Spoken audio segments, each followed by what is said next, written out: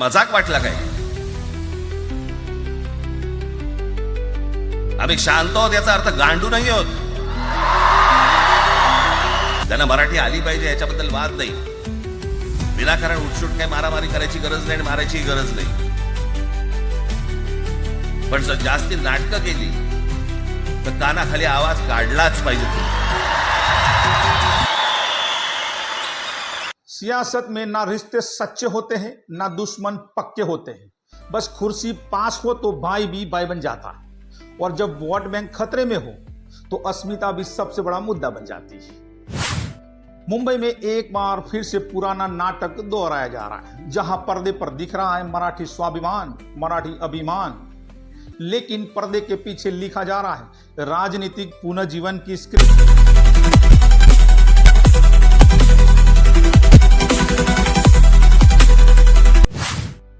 बीस साल बाद दो ठाकरे भाई उद्धव ठाकरे और राज ठाकरे फिर एक मंच पर, फिर से भगवा झंडे तले, और फिर वही पुराना नारा, मुंबई मराठी की है, गैर मराठी हमारे मेहमान हैं. लेकिन सवाल यह है मित्रों, क्या यह असली अस्मिता की वापसी है या सिर्फ सत्ता की मजबूरी में किया गया एक भावनात्मक गठबंधन?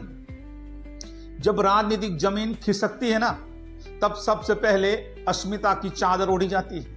मराठी अस्मिता की बात कर रहा हूं, महाराष्ट्र. क्योंकि जो शिवसेना कभी बाला साहेब के नाम पर एक छत्र राज करती थी, वो अब तीन हिस्सों में बटी हुई है. एक तरफ उद्धव, एक तरफ शिंदे, और तीसरी छोर खड़े हैं राज ठाकरे, जो एक दशक से सिर्फ मराठी कार्ड खेलते आ रहे हैं, लेकिन अब तक कभी हिट नहीं हुए. फ्लॉप शो उनका जारी है. अब दोनों भाई एक साथ आए हैं. एक वो जो सत्ता से उतर चुके हैं, दूसरा वो कभी सत्ता के दरवाजे तक नहीं पहुंच पाए. अब सवाल जनता से है, क्या भाषा की राजनीति ही फिर से मुंबई का भविष्य तय करेगी? क्या मीरा रोड का थप्पड़ कांड, हिंदी विरोध और भगवान नारे एक बार फिर बीएमसी का दरवाजा खटखटाएंगे? या ये सब सिर्फ जनता की भावनाओं से खेलने की साजिश है? इस एपिसोड में हम खोलेंगे पूरा खेल. राज ठाकरे उद्धव ठाकरे गठबंधन का असली गणित, वोट बैंक की वो चालें जो पर्दे पर अस्मिता लगती है और पर्दे के पीछे सिर्फ सत्ता की रणनीति होती है. मुंबई में मंच पर अगर कोई सबसे ज्यादा गूंज रहा है तो वो है मराठी अस्मिता, और बोलने वाले यही चेहरे हैं दो, उद्धव ठाकरे और राज ठाकरे.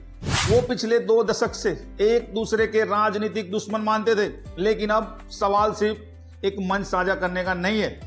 सवाल यह है कि 20 साल बाद ऐसे कौन से हालत बने कि दो ठाकरे फिर एक मंच पर आ गए? क्या वाकई मराठी मानुस खतरे में है, या ठाकरे बंधुओं की राजनीतिक जमीन खिसक चुकी है? और मराठी अस्मिता तब याद क्यों आती है जब सत्ता दूर हो? उद्धव ठाकरे 2070 तक बीएमसी पर राज करते थे. 2022 में सीएम की कुर्सी गई, शिवसेना टूटी, पार्टी का सिंबल भी गया, अब कार्यकर्ता भी गए. राज ठाकरे 2006 में अलग पार्टी बनाई, एमएनएस, महाराष्ट्र नवनिर्माण सेना, लेकिन 2012 से लेकर 2022 तक लगातार चुनावी हार. आज तक न कोई मंत्री बना, न बीएमसी में स्थायी चेहरा मिला. अब सवाल खुद से पूछिए, क्या यह मराठी अस्मिता की वापसी है या वो राजनीतिक आखिरी दांव जो अस्तित्व बचाने के लिए खेला जा रहा है? लेकिन मित्रों, आपको समझना पड़ेगा कि भाषा की राजनीति नया नहीं, बहुत पुराना खेल है. भाषा के नाम पर बंटवारा भारत में कोई नई चाल नहीं है, लेकिन महाराष्ट्र ने इसे सबसे पहले महसूस किया है. 1960 जब महाराष्ट्र बना तो नारा था मुंबई हमारी है. शिवसेना का जन्म तभी हुआ, मराठी बनाम दक्षिण भारतीयों के विरोध से. याद कीजिए. फिर आया 1990 का दशक, हिंदी भाषी उत्तर भारतीयों के खिलाफ विरोध प्रदर्शन बढ़े. और फिर 2008 राज ठाकरे की एमएनएस ने ऑटो रिक्शा से लेकर सिनेमा तक में मराठी फर्स्ट की जीत की. लेकिन सच्चाई क्या थी? मराठी अस्मिता हमेशा तब उठती है जब सत्ता दूर हो जाती है. लेकिन मित्रों, ये याद अस्मिता की क्यों आती है? इसका गणित है मुंबई का वोटर का. मैं आपको बताता हूं.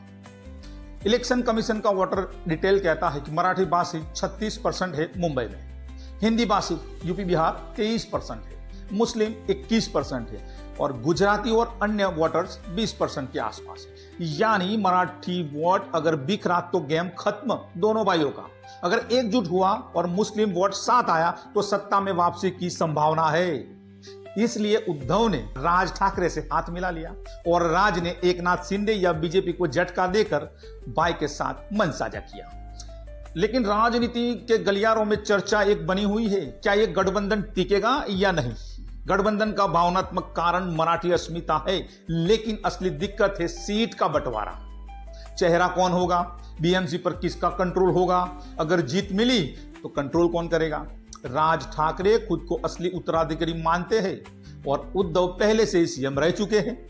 ऐसे ही मंच पर हाथ मिलाना सामान्य बात है, लेकिन सत्ता साझा करना सबसे कठिन।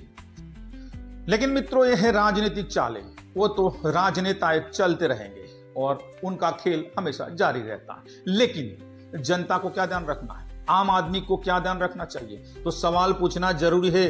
आम आदमी को सड़कें क्यों टूटी है, बीएमसी में करोड़ों का भ्रष्टाचार किसने किया, अस्पतालों की हालत क्यों बदतर है मुंबई में, बीएमसी का बजट हर साल 50,000 करोड़ से ज्यादा है, लेकिन अब तक इस्तेमाल कितना हुआ और कहां हुआ। हिंदू, हिंदी, मराठी, मुस्लिम, ये सब 7 मुद्दे तभी आते हैं जब रोटी, सड़क, स्कूल, पानी का हिसाब देना मुश्किल होता है राजनेता को। अंतिम सवाल जनता से है, आज मन पर से जो भाषण हो रहे हैं वो आपकी जुबान को हथियार बना रहे हैं, लेकिन आपको सोचना है कि आप अस्मिता के नाम पर वोट देंगे या असल जमीन के मुद्दों पर। भाषा आपकी पहचान हो सकती है, लेकिन नेता उसे अपना हथियार न बना सके, वो जिम्मेदारी अपनी है। इसके लिए ये एपिसोड को ज्यादा से ज्यादा शेयर करें और हर भारतवासी को भेजें। तो मिलते हैं मित्रों अगले एपिसोड में, तब तक के लिए जय।